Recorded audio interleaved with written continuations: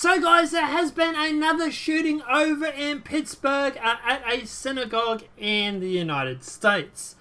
Like all shootings, the mainstream media is trying to push a narrative on this. So we're going to go through, we're going to tell you all the facts regarding this situation. We will also be uploading another video that is linked directly to this. But we'll talk about that in a sec. So strap in, let's break this shit down. 11 people killed in Pittsburgh synagogue shooting, officials say. Now, obviously, this is CNN, so we're not expecting them to be unbiased here.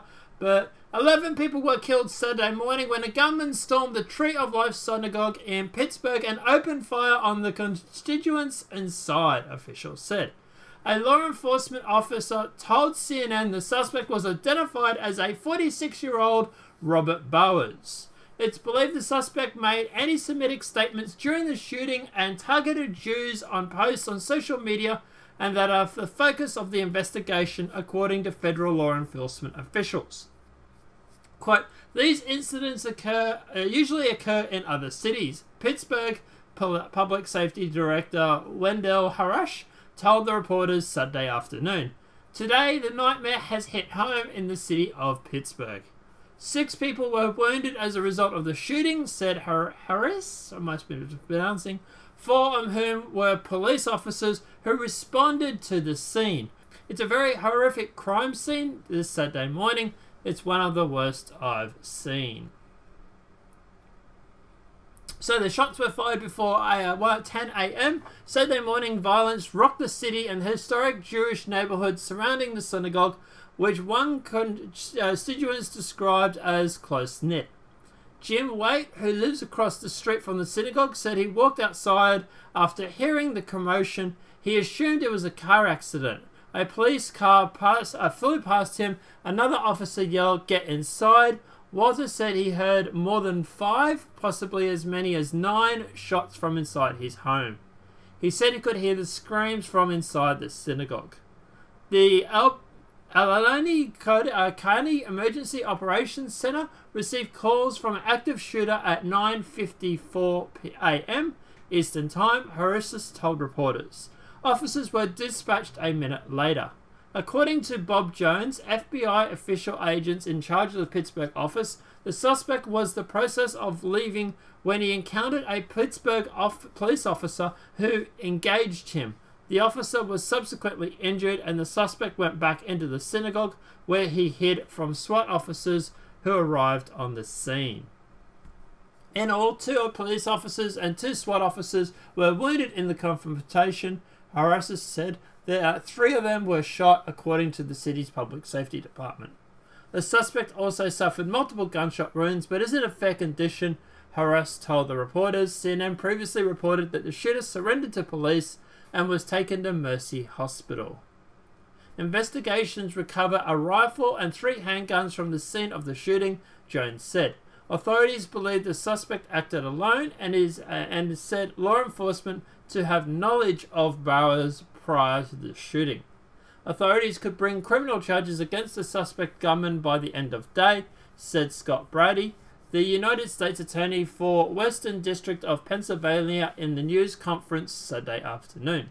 U.S. Attorney General Jeff Sessions said in a statement the Department of Justice will file hate crimes and other criminal charges against the defendant, including charges that could lead to the death penalty.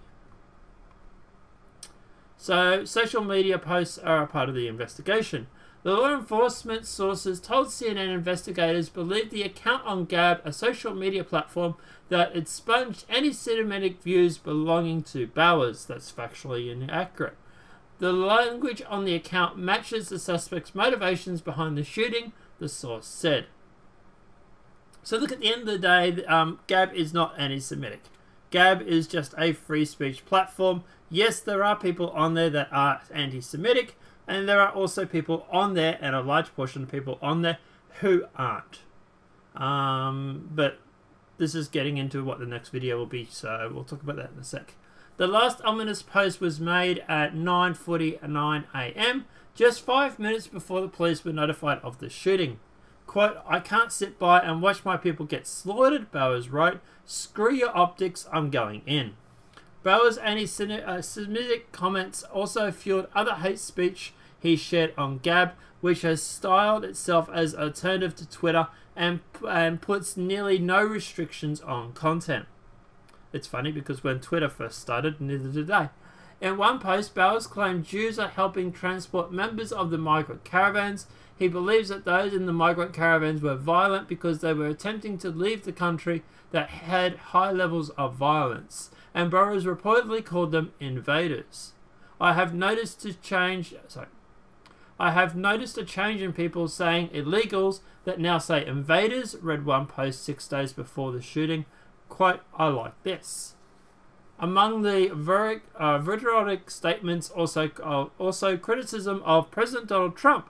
Okay, so there are going to talk about that. I'm impressed. In which Bauer suggests the president was surrounded by too many Jewish people. Trump is surrounded by K something or other. You can probably guess what the word was supposed to be. Things will say that, of course. Sorry, start again. Trump is surrounded by some words starting with K, and you could probably fill in the rest of the letters. Things will stay the course. Read one post on Gab using derogatory term to describe Jews. Roughly 4 hours before the shooting, Bauer commented in a post that he did not vote for Trump. In a statement, Gab disavowed all acts of terrorism and violence and said that its mission was to defend free expression and individual liberty of people online. After being alerted to the suspect's profile on the platform, Gab said to back up the data, suspended the account and contacted the FBI. Bowers also posted photos on his Gab account showing his handgun collection, including multiple clips and sights. On September 20, Bowers posted images of shooting targets that he said were from the July 2017, when he said firing at the targets with a Walter PPQ handgun. So the shooting is more devastating than originally thought, Trump said. The FBI will lead investigating agents, Horacek said. Trump told reporters that Joint Base Andrews in Maryland and the shooting was terrible, terrible thing. If there was an armed guard inside the temple, they would have been able to stop him, Trump said before boarding a flight to Indianapolis. Which is true, but yeah. After landing, Trump told reporters that the shooting looks like an anti-Semitic crime. We're learning a lot about it. It looks definitely like an anti-Semitic crime, and that's something you wouldn't believe could still go on, he said. Trump previously said in a tweet that the shooting was far more devastating than originally thought. Pennsylvania Governor Tom Wolf said on Twitter that it was a serious situation and that Pennsylvania State Police were helping locals' first responders. This is an absolute tragedy, Wolf said in another tweet. These senseless acts of violence are not who we are as Americans. Really, because the Democrats have been pushing for it for the past 2 years. My thoughts right now are focused on the victims, their families, and making sure law enforcement have every resource available they need. So, security had been a major concern for the congregation. The Tree of Life synagogue and conservative Jewish congregation, according to its website in Squirrel Hill, a historical Jew neighborhood, the synagogue had a Shabbat service at 9:45 a.m. Saturdays, the website said.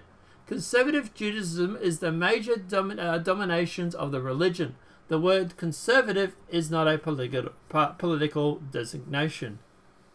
Michael Ensberg, an immediate past president of the Tree of Life congregation, said three congregations, Tree of Life, the New Light, and Dor Hash, would have been holding simultaneously services in the building on a typical Saturday. There would usually be about 40 people attending the Tree of Life service in the main part of the building, Ensberg said. In the basement below, the New Light service would have also had about 30 to 40 people, and the Dor Hash congregation in the rabbi's study room would have had about 15 people, he said. So, could have been a lot worse. It was up to 85 people, 95 people there. On a day like today, the door is open, Ensberg told reporters for CNN affiliate KDKA. It's a religious service. You can walk in and out. Only the high holidays is there a police presence at the entrance. When the congregation's president, security was a major concern, Isberg said. The congregation had worked with the Department of Home Security to evaluate its exit routes, he said, and consulted a securities expert at the Jewish Foundation about what to do in active shooter situations. We were working with other synagogues on what to do if something horrific like this happens, he says. Just a few months ago, the Tree of Life Rabbi Haran, I'm mispronouncing, Jeffrey Myers, addressed ongoing gun violence and lawmakers' failures to tackle the issue on the congregation's blog. In the July post titled "We Deserve Better," Myers said that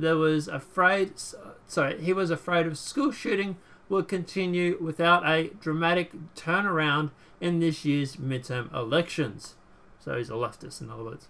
Unless there's a dramatic turnaround in the midterm elections, I fear that the status quo will remain unchanged and school shootings will resume. I shouldn't have to include in my daily morning prayers that God watch over my wife and daughter. Both teachers, keep them safe, Myers wrote. Where are our leaders? So, and then it keeps going. I'm not going to keep reading because the rest of it's not really facts regarding this particular case, and there's a lot more articles we have to get through, so let's just keep going. Pittsburgh synagogue shooter was suspected and identified as Robert Bowers. Obviously, we've talked about that. Pittsburgh synagogue shooter suspected and identified as Robert Bowers. What do we know? Okay, so there's some bullet points here. Here's what we know about Robert Bowers so far. Police said Bowers shouted, "All Jews must die," while firing indiscriminately in the Tree of Life synagogue during the services. He exchanged gunfire with officers who confined on the third floor of the synagogue before taking into custody. Bowers had been hospitalized with multiple gunshot wounds. He's listed in a fair condition. Bowers was a regular user on Gab, with the social media often associated with white supremacists and extremists. No, there just happens to be some on there. Shortly after the attack, Gab was alerted to the user's profile. We've already talked about that. We've already talked about his posts on Gab. Bowers posted several images supporting parts of President Trump's political agenda. Oh, okay. Interesting. Such as opposing to mass migration, while also implying that Jews and the deep state and the government were manipulating the president. Wow, that is so much of a stretch. In one post, included a meme of a Jewish man telling Mr. Trump to appear to the public as a white supremacist so that Jews could control whites. The fact of the matter is, this guy hated Trump. He really, really did, and we will get to that in a sec. Bowers also appeared to have posted two cryptic warnings about the shooting hours before the attack. On Friday, he wrote that about HIAS, H-I-A-S, a Jewish organization that aids refugees, and recently listed congregations across America that would hold Shabbat services for refugees. Well, hello there, Huss. You like to bring in the hostile invaders to dwindle among us. We appreciate the list of your friends that you have provided, Barrel wrote. Okay, and it actually has an edited note down the bottom. This article has been updated to clarify that Bowers posted messages supporting parts of President Trump's political agenda. Oh, you mean you originally put out something else? I wonder what that was. So the synagogue shooter disliked Trump, posted, "I did not vote for him." And it's really weird how the mainstream media isn't really talking about this, but hey, we will, so let's jump into it. The shooter, who massacred 8 people at the synagogue in Pittsburgh earlier today, was an anti-Semitic who expressed his disdain for Donald Trump while also commenting, "I did not vote for him." Makes you wonder who he did vote for. At least 8 people were killed. Okay, we've already talked about that. For the record, I did not vote for him, Bowers said in response to another post that was critical of Trump, adding, "Nor have I owned, worn, or even touched a MAGA hat." So, in another post, Bowers said, Trump is a globalist, not a nationalist, adding, there is no mega as long as there is a something or other infestation. While it's early in the investigation, Bowers is obviously motivated by his disdain, anti-Semitic, and a little more. And attempts by the left and media to blame this horrific tragedy on Trump would be fundamentally dishonest, which is what they're realizing, because Trump after Pittsburgh synagogue mass shooting, no tolerance for anti-Semitic in America. Pittsburgh synagogue shooting shows the horror of anti-Semitic. God, they're really going on with this, aren't they? Democrats using mass shooting at Pittsburgh synagogue to demand gun control, because if they can't attack Trump, they'll go after the guns instead. Funny that, isn't it? But yeah, we've already covered most of the stuff already. And Trump has then turned around and fought back or punched back and said gun laws had little to do with Pittsburgh synagogue shooting, Trump says. President Donald Trump on Saturday said that a mass shooting at Pittsburgh synagogue that left at least 11 people dead could have been prevented with the help of an armed guard, and later called for the vile and hate-filled poison of anti-Semitism to be confronted. This is a wicked act of mass murder, is pure evil, Mr. Trump said during the first two stops in the Midwest on Saturday, adding that Americans should stand up to any form of religious hatred or prejudice in their communities. Okay. So, look, at the end of the day, what's my view? What's my takeaway on all this? Obviously, look, this is where the alt-right and I have a different opinion. And at the end of the day, this is where I've actually gone through and debated a lot of them, online and offline. Well, actually, when I mean online, I mean on like live shows and stuff, and offline as in Discord and stuff. But yeah, at the end of the day, yeah, so like I say, look, do I think this guy's a Trump supporter? No. Do I think the media will try and push that narrative? No, I think they've realized that that won't work, that won't fly. So we're going to hear about gun control for the next couple of weeks, I suppose. Look, at the end of the day, obviously, it's funny how we're getting a lot of this sort of terror-related incidences, over the past couple of days, and we're heading right into the midterms. That does worry me a little bit. Like, you know, we've already got a video up that's doing very, very well. Thank you, everybody, for obviously, yeah, for sharing that. Keep sharing it. But yeah, like I said, we've already had one that, you know, we're sort of starting to question.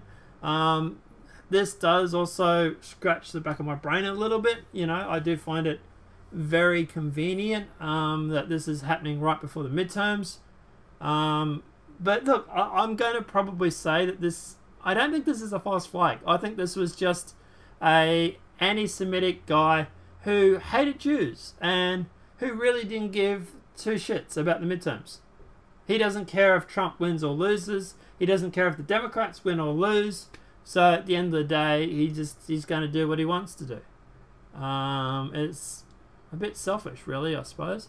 But yeah, look, at the end of the day, I suspect this is probably on the level.